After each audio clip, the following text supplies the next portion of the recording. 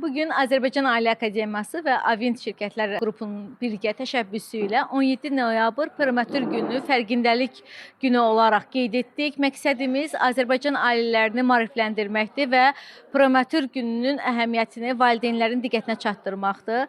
Düşünürəm ki, biz bunu bugün bacardıq. Valideynlər də aktiv iştirak elədilər. Həm aralarında hamilə xanımlar və yeni körpəsi olan analar vardı ki, Prematür gününün əhəmiyyətini bilmək, nəinki onlara, həmçində körpələrin doğru qayğıya ehtiyacı olduğunu fərqində olurlar və onların doğru baxımı, doğru qayğısı vaxtında edilməsi lazımdır. Əks halda körpənin həyatı təhlükə yarada bilər.